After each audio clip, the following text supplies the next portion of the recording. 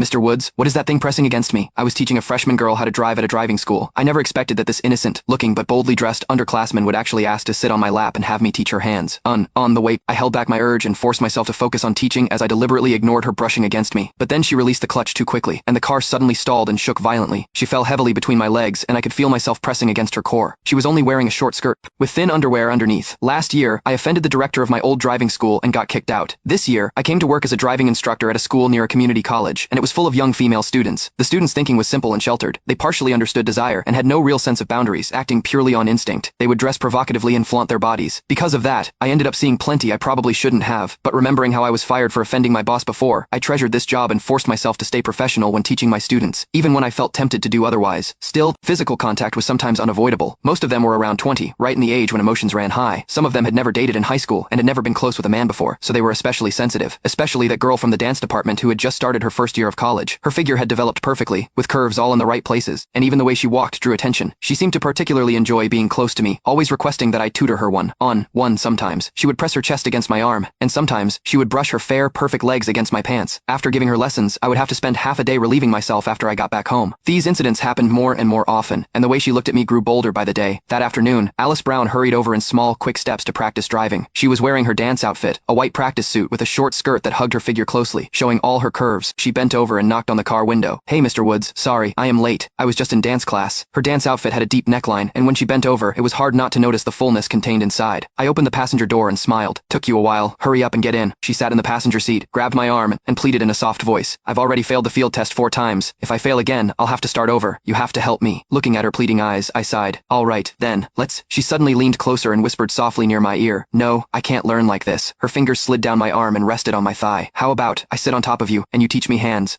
I froze, filled with the scent of her perfume. Without knowing why, I nodded. "Thanks. I hope you don't mind me sitting on your lap." Alice climbed from the passenger seat onto me, her bottom sticking up as she shifted little by little. She had just come from dance class and was covered in a thin sheen of fragrant sweat. The marks looked especially mesmerizing against the white silk. I couldn't help but take a sniff, and the soft, sweet scent filled my lungs, making my heart pound faster. I wasn't sure if it was on purpose, but Alice suddenly placed her hand on my crotch. In that instant, I felt as if my body had been electrocuted. A numb and tingly sensation ran through me, and I shuddered hard. Alice hurriedly apologized. "I am sorry, Mr. Woods. I didn't notice. Did I hurt you?" She was something else. I was obviously enjoying myself, but she was apologizing to me instead. I waved my hand and smiled. "It is fine. Sit properly. I'll teach you step by step." Alice adjusted her position and sat on my lap again. She had great aim. She landed right on my manhood. She was only wearing a short skirt with thin white stockings underneath. When she sat down, I could feel my crotch rubbing against her core, and it seemed to suck me in. To make it worse, Alice shifted slightly to get comfortable. The pleasure from the friction immediately gave me a reaction, and my hardness pressed against her. She felt something unusual and moved slightly, asking, "Mr. Woods, what is that hard thing pressing against me?" After being asked such a